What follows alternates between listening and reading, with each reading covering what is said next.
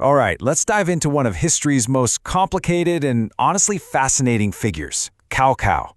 This was a man forged in fire, born right into the chaotic final years of China's Han dynasty. He was a warlord, a statesman, a poet, a guy who could either be the savior the world needed or burn it all down just to rule over the ashes. And if you want to understand him, you have to start with this quote.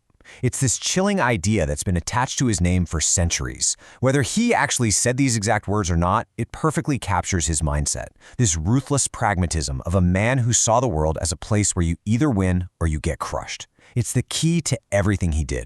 And you really have to picture the world he was living in. It was absolute chaos. The government was gone, famine was everywhere, warlords were just carving up the country for themselves. We're not talking about a little political trouble here. This was the complete and utter collapse of a 400-year-old empire. Order was just a memory. So, in a world that's literally tearing itself apart, could a man like Cao Cao actually be a hero? Let's explore that. Let's make the case for Cao Cao the hero. Because for millions of people at the time, he was the only one who seemed capable of ending the nightmare. Now, this timeline makes it look pretty simple, doesn't it? Step 1, Step 2, Step 3. But this was a monumental task. We're talking about decades of brilliant and, yes, ruthless military campaigns. He took this shattered, war-torn land, and, piece by bloody piece, he forged a unified state in the north. He gave people a stable government for the first time in a generation. And how did he build this new state of his? Well, he had a pretty revolutionary idea. He basically tossed out the old system, where you got ahead because of your fancy family name.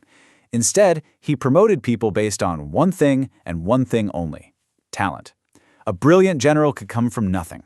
A smart administrator didn't need a rich dad. This meant the best and the brightest people flocked to his side. And he wasn't just about winning battles. He was a real nation builder. He created military-run farms to fix the massive food shortages. He made the tax system simpler and fairer. He went after corrupt officials hard. And somehow, in the middle of all this, he found time to become a famous poet and surround himself with the greatest artists of his day. He wasn't just conquering, he was actually governing. But, and this is a huge but, that's only half the story. The order he brought came at a terrible, terrible price. A price paid in blood. So now, let's flip the coin. Let's look at the case for Cao Cao, the tyrant. Just look at this number for a second. It's staggering. When his father was killed in this one province, Cao Cao's grief twisted into pure vengeance. His armies just swept through the region, slaughtering men, women, children, entire towns. The historical records say that for a time, not a chicken or dog was left alive. This wasn't an act of war. It was a massacre. He was also a master of the political game, a brilliant but deeply cynical one. He staged a rescue of the young Han emperor, but let's be real, he was holding him hostage. He ruled from behind the throne, making the emperor his puppet.